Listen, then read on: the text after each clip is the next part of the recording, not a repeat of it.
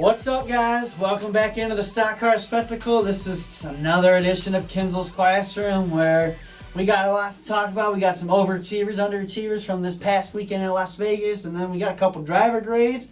So let's get right into it. Let's start with the overachievers from the Truck Series, and my pick for that is Brennan Poole, top 10. That team hasn't run well all year. He's gotten into a couple scuffles. So he's really the only guy that really points out to me who had a really overachieving day. I guess if we really want to talk, we can also talk Tyler Ankrum overachieved because he got into the second round of the playoffs when we didn't think that was going to happen.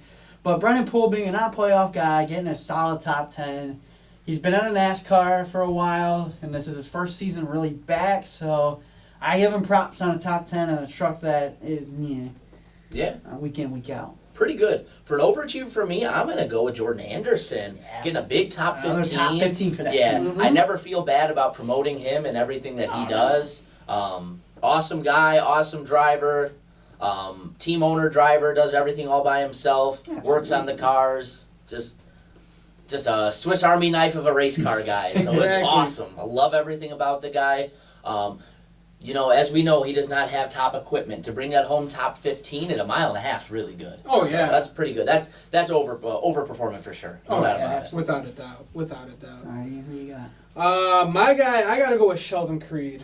I mean, holy crap. It's like your boy now. Yeah, Sheldon Creed is my pick. You damn near got him to win at Michigan, and then we would all look like idiots. Yeah. We have still... So close. We don't need any help with that. No. We have still yet on this show to predict a race winner. Nobody has. Nobody has gotten it right, so that's really starting to credit our NASCAR here. Yeah. I'm starting to kind of feel bad for myself. But, good finish for Sheldon Creed. 4th place finish for him. Let's see, this season he's had 4 top 5s, 9 top 10s, so he's doing a lot better than people have expected him to do this season. And he's been doing it late, and I'm pretty sure ever since I called him for that Michigan race, he's been killing last year, right? Yeah, he was the ARCA champion. You were like his kiss of momentum here. Yeah, right. Called afterburners. Yeah, right. So Sheldon Creed, he's been really showing up this season without a doubt. All right, you boys ready for this? Moving on to the Xfinity Series. You guys are going to think I'm absolutely nuts. We already do. There is a reason behind this. My overachiever... Hang on, we forgot our underachievers. Well, let's do... You want to go overachiever, We'll do overachiever. Oh, he's switching the format. Wow. He's keeping us on our toes. 3 underachievers, because I am really excited to say this. You guys are going to think I'm crazy. Which we already do. But you already do, but all right.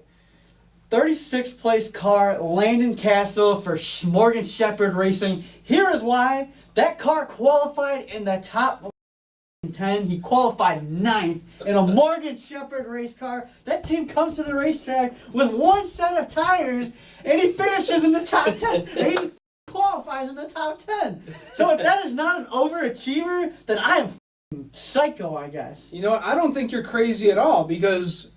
That is a Morgan Shepherd race car. 9th. You'll see him, he won't qualify for shit. But you put Landon Castle. You put Landon Castle in that race car. Can you imagine if they had a full give set these of guys like doesn't even sound real. Give these doesn't guys even sound 4 real. or 5 sets of Goodyear tires. Morgan Shepherd could run this car in the top 10 for God's sake. They could have a Because win. here's the thing. This is on single car speed. This 89 car on single car speed qualified 9th. Yep. Yeah, it's Jesus Christ, man. That's got to be the record for most F-bombs in one little tirade. Through that whole time, I was just thinking of how many times I got to go in and bleep this. I'm just getting started here. There was a full-on mother effer in there, too. I'm just getting started here, boys. But yeah, holy shit. Mom and Dad, take your kids and put them to bed. Nick's going nuts. I mean, he finished P36, but my goodness. That's just awesome. Yeah, no, it was totally great start for that team. It's outlandish to say somebody finished P36 and overachieved, but damn it, you sold me. Yeah. Come on. We all see this car finishing at the back and starting in the 30s. Yeah. So that's just awesome to see that Morgan Shepherd's car has something. Now, it would just be great to see if he could get some tires. Oh, yeah. 'Cause that's the only thing that's killing them. Because he's got the engine to run a full race, I think. Mm-hmm. It's just, you can't do it on under-lap tires. Oh, yeah. So, yeah, that's... You guys might think I'm nuts, but that is my pick. All right. For an overachiever. Overachiever. I'm going to go Great That was my Balding second with a I was gonna start with Greg 7, Galding, but then I yes. remembered all week I was like, all right, Landon Castle. And also, side note, that's one of my favorite things about this whole show is we don't like talk about ahead of time who we're gonna pick. Yeah. So when you pick somebody else's person, you just feel the looks at you like you on the side. So no, we talked about a little bit on the race review show. Greg Galding was another one of those guys who's got the potential to be an outside the playoff spoiler who just missed. So yeah, another top 10, great result. He's trending in the right direction lately himself. Mm-hmm. So really good result for that team. Oh yeah. Yeah, he's got 4 top 10s on the year. He's got top 5 on the year. He's got an average start of 17.6 and an average finish of 15.4. No, I don't think he's had any DNFs this year either. So That's cool. That's a model of consistency right there, finishing right around where he Even led starts. 2 laps. So Yeah. good for him. All right, boys. For mine, I got to go with the return of Elliott Sadler. That's a good pick too. He got a yeah. top 10. Yeah, he finished 10th, and this was the race, his final race of his career.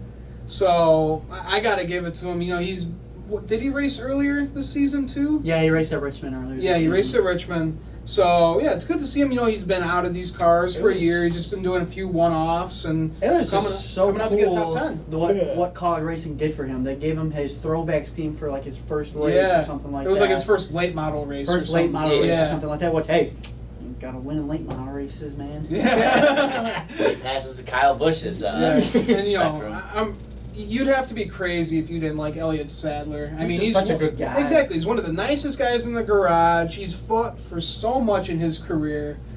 So yeah, to see him get a top 10 after basically not running a full-time race and almost a This whole was year. this Right. was confirmed his last NASCAR race Yeah. too. He said Well- he's done it. We'll see about that. Mark Martin said that a lot too. Yeah. I just think with Elliott, with his family, he's got his son with autism, and Yeah. I mean, he's just doing great things. He's coaching his son's baseball team won Yeah. the championship. He won his softball championship. He's got so that beautiful head of I- hair going for him I right now. think he is just loving that retirement life because you've seen a couple times on Twitter, he's just cracking open a beer watching practice like, man, I'm glad I'm here instead of there. Yeah, right. So that's how I hope my retirement life goes, just sitting on the couch, cracking open a beer, watching some NASCAR practice. Like, man, I can't wait for that. Buddy, you are a long Ways Yeah. away. Unless I hit the million, unless I hit the lotto really good, man, oh. And then I'm buying BJ McLeod's race team. Oh my God, yes. Kinsel McLeod Racing. I love it. Alright, so Hell let's go Cup Series here. And really, for Cup Series, when you had guys run well, I gotta go with, I mean, I hate to say it, but I kind of have to go with Ryan Newman. And the reason is because I know that car doesn't have raw speed.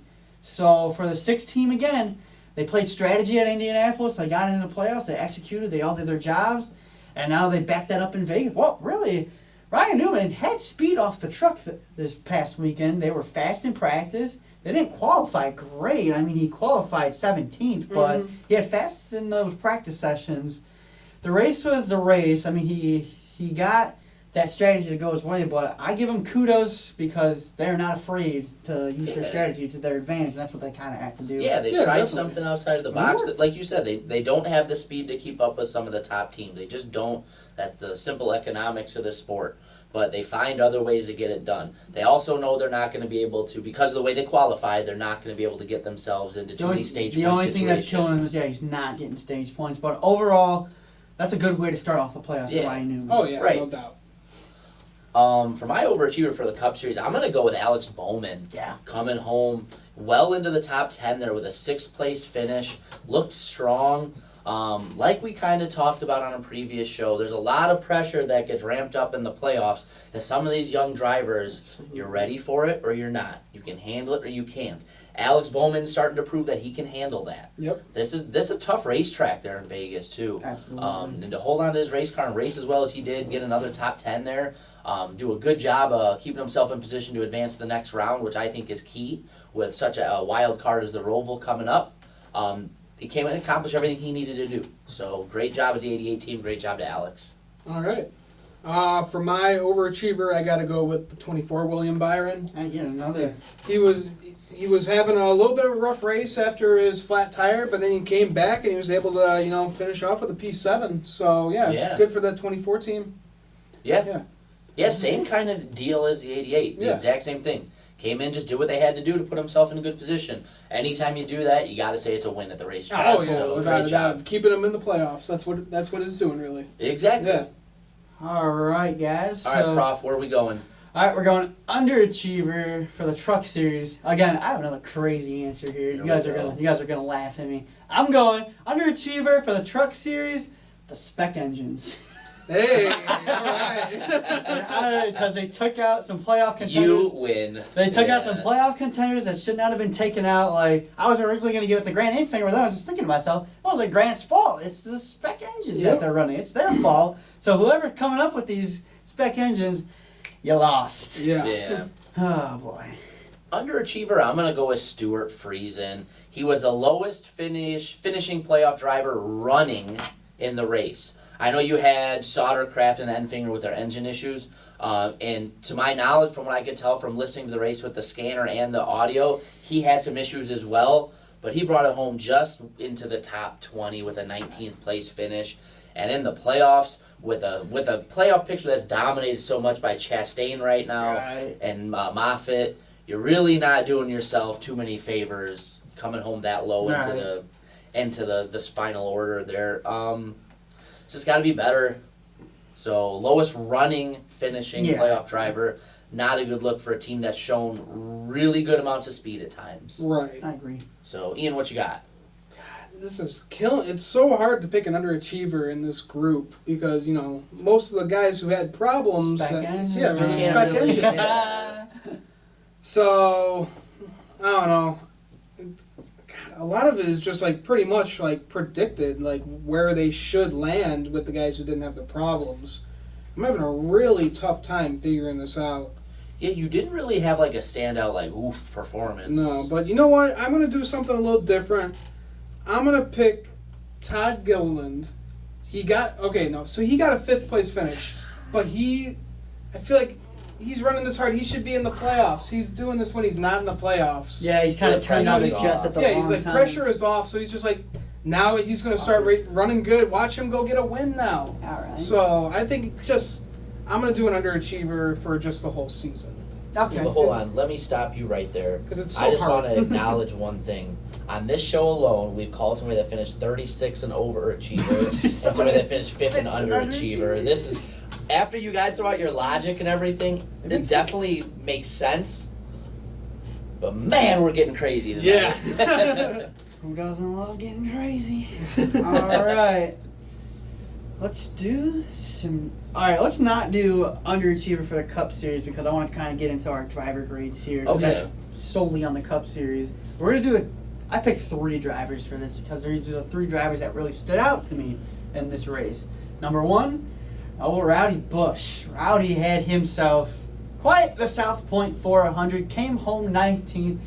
He had himself some incidents in that race with the wreck early, getting into the wall, and then he had some trouble with some lappers. Garrett Smithley, not good. So my grade for Kyle Busch, just for the way he really handled this situation, I got to give him a D because just for the way he acted after, the way he just handled that whole situation. I didn't like his attitude at all. I get it, dude, you're pissed off, but he's got the playoff points that'll secure him into the next round. Yeah. So just for his attitude and his on-track performance, and I get his frustration. He got taken out by a lap car, or he got screwed by a lap car, but the lap car of Garrett Smithley came out and said, dude, I was listening to my spotter. My spotter told me, stay in the middle. And guys got around Garrett Smithley on the outside and on the low side. So that's just Kyle Busch's. He was running his line. That's not Kyle Busch's spotter right there for really screwing that up. But so I give Kyle Busch a D. Yeah. And look, we'll talk a little more in depth about the Kyle Busch situation on the Gossip Corner show coming out a little later in the week. Because we got a lot to digest there, a lot to kind of go over, because I think there's a couple different points to kind of talk about with the issue itself. I'm going to go with an F for Kyle Busch, simply because for a guy of his stature to be coming home 19th and something like that, where it looked to me a little bit just plain old over-aggressive driving at the end, trying to make up as many positions as he had. And if you go back and you watch the film, NASCAR Twitter was up in arms because they missed a potential penalty on him on pit road again, which had that gets called, he's even further off. Here's a guy a couple weeks in a row now has run poorly, and he's kind of hit a weird little slump here I don't think I've seen from Kyle Busch before. So he's not getting it done to his expectations or the fans' expectations or his haters' expectations. The thing about Kyle Busch is we're coming up to a racetrack where it's kind of turning into Kyle Busch's playground. Yeah. Richmond, so yeah, just not a good week for him. Ian, what's your grade? I gotta go with Mike. I give him a big fat F. I mean, it's Kyle Busch, and he ran into the back of Garrett Smithley while he was running his line. Kyle Busch should know, like, oh, he's not moving, so I should move, instead of, like, just bam, right into the back. And yeah, he had the problems early. He came back, got himself in the lead lap, but then he just drove sloppy at the end. And then he gets pissed off at the world for everything about it. So it's everyone's fault except himself. So big fat F for just being a complete jerk. Right. Yeah. I'm not going to argue that last part. Yeah. Yeah, just his attitude when he got out of the race car, like, it's the media's job to kind of ask these questions. You can't really pin it all on them. He's just being an asshole. Right. Yeah. We'll get into it in the gossip. Yeah, I know. But, okay. Our next driver, you're hurting my show, man. I'm sorry, but I give my reasons for my grades. But the next guy the next two guys we kind of already talked about that I have. My next guy is Ryan Newman. I think Ryan Newman deserves a B- because we know that car doesn't have any speed to win, at least not yet, unless Roush is going to start bringing out some incredible race cars, which I don't see happening. I think he deserves a B because of his effort and what his pit crew was able to do. They gave him good stops, and what his crew chief was able to do with the strategy. Mm-hmm. Solid top 10 in the opening round of the playoffs with a car that usually runs from anywhere from 16th to 17th in a race. So I have to give him a B- for an opening round playoff race. Yeah, that's pretty fair. I'm going to go solid B just because here's a guy who came into the playoff situation way out, and technically he's still out of moving on to the next round. But he did a great job of putting himself into a position to work his way into the round of 12. Kind of like you said, it's not a team that garners a whole lot of stage points. It's not a team that qualifies well. They don't have the raw speed to keep up with these top teams. But they seem to find a way through different creative avenues such as pit strategy, race strategy, just Newman being Newman and his veteran savvy. They find a way to overachieve and put themselves in situations that they really don't have too much of a business being in, and I mean that in a positive way. This 6 team, if you look at the quality of the equipment, probably shouldn't be a playoff car. And here we are talking about him being on the verge of a top 12. Yeah. So, he's just consistent. Kudos to him. I think a solid B is a very fair grade. Yeah, I'm gonna be right there with you guys. I'm in between like a B because he pretty much overperformed in that 6 car. That's what he's been doing really all year. Yeah. I mean, Newman this season, he's got almost 10 top 10s on the year, I believe. 2019, he's got 10 top 10s on the year, so he's got a top 5. So he's got an average finish of 13.8. So if he can just start better, I think he'll run better. He'll get the stage points. So really improving on that 6 team. So if he keeps it up with the way things are going, who the hell knows if he might make it into the next round? You know? Look at what he did in 2014. Exactly, he snuck his way in. Yep. He can ride his way in, but he's got his work cut out for him. But if he keeps it up, you never know. Yeah, he might be golden. Yeah. Who knows? All right, and the last guy that I have is it's Clint Bowyer, and I think Clint Bowyer deserves an F for this race. Clint Bowyer sat on the pole, thought he had all this momentum going for him, thought he was finally going to turn this around, turn his season around, get a solid finish. He comes home 25th. I mean, I'm disappointed in Clint Bowyer's weekend right here. He was so fast in practice. Starts on the pole, and he couldn't even lead a lap. I mean, it didn't help that Daniel Suarez doored him a couple times, but he's in like almost a must-win situation at this point. This was a weekend for him where he could have really capitalized. So I'm disappointed in the performance. Yeah, he didn't have any issues throughout the race. He just kept falling back. never had issues as far Well, as like Getting doored. yeah, that's going to really affect your aerodynamics in a lot of different ways too. I think that's a little harsh solely because he did take the pole and he showed some speed on the He weekend. didn't execute though. But yeah, I'm gonna go with a D because you know what? And again, you can make a case for a lot of what happened in this race wasn't his fault too.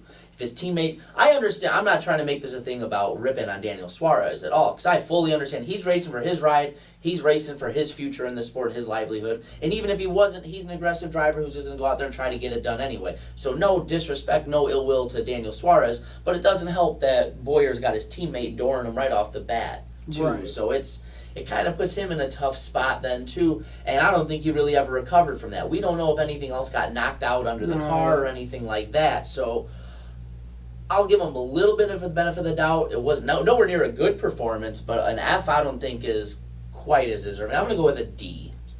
Yeah, I'm gonna go with a D minus just because he started on the pole. He had a little bit of that door damage, but a lot of guys they can recover from that. And he's in the 14 car. He's in one of the best cars in. Well, he's driving for one of the best teams. Yeah, exactly. Yeah. He's driving for one of the best teams in NASCAR. He should have a better finish than 25th if he's trying to run for Guys, look at this. I the mean, playoffs. Clint Bowyer only has 2 more top 10 finishes than Ryan Newman on the year. Yeah, that's So obscene. it could be That is just obscene. it could be those two boys, Right. that Duking it out. I mean, duking it out. At this point, I have to say Ryan Newman's a better driver right now. He is the more consistent. He's having- This yeah, year, yeah. I'd agree. Yeah, This year, he's no having a doubt better about season, it, right? yeah. Like it's- I think this year, Ryan Newman has gotten so much more out of his equipment than Clint Bowyer has.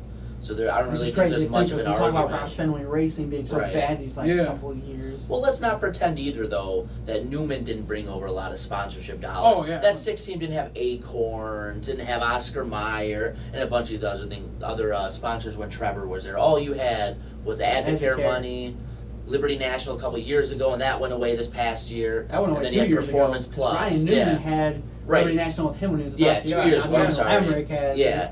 So, and then the only other That thing he was- would bring in was Performance Plus. So, he's brought in a little bit more money to kind of make the equipment better, but even at that, it still hasn't been good equipment. It's not Right. That's great just equipment. making it a He's little still not bit better. started great. Yeah. He still doesn't have the best finishes out there. But yeah, I have to say he's a better driver right now. But well, boys, that's all we really have for the class dismissed this week. We'll be back next week with another edition of Kinzels Classroom. So I'm Nick Kinzel. I'm Mike Gamble. And I'm Ian Jortson. Remember to follow, subscribe, watch our videos, man. Watch our shit, all It's a right? great show. You're gonna love it. I'm gonna get BJ McLeod to watch our show. We're definitely gonna try and interview some drivers. We gotta start, getting into the DMs. We need to start nailing it here. So Yeah. yeah, we'll see you next time. Yeah, thanks for watching, guys. See you guys.